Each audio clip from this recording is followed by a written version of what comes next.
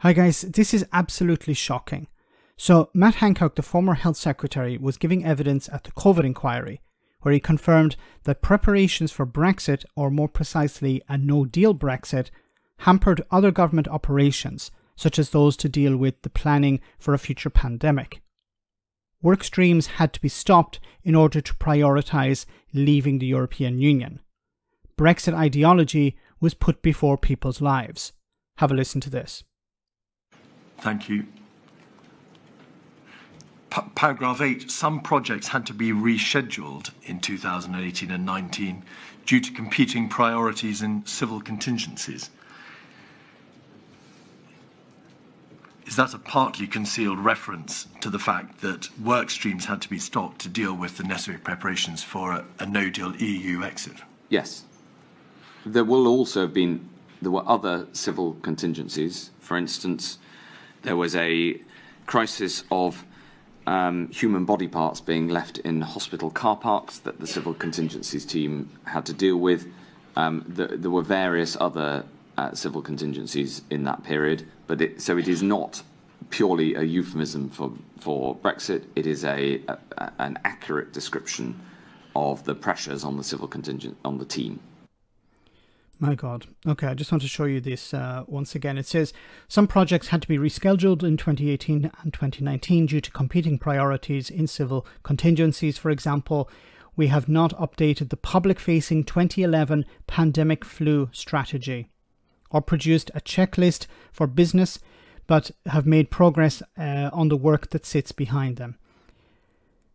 So, if you cast your minds back to 2019, what happened? Well, you had Theresa May resign and you had Boris Johnson take over. And Boris Johnson promised the UK would leave the European Union in October 2019. The end of October 2019, the UK would have left the European Union, deal or no deal. So in order to prepare for a no deal, huge amounts of money were spent. And I don't know how many thousands or maybe even millions of civil servant hours were spent preparing for a no-deal Brexit.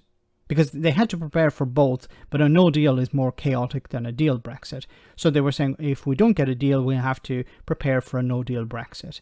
And this was purely ideological. There was no requirement from the EU that the UK had to leave on a certain date or anything. This was purely Brexiteer driven. And hundreds of millions of pounds were spent. Thousands, if not millions, of civil servants' hours were spent on no-deal Brexit preparation. And then what happened? On the 31st of October, the UK did not leave the European Union. It left at the end of the year, in January in a sense, December, January. And it had a deal, the withdrawal agreement, that was signed at the last minute in December.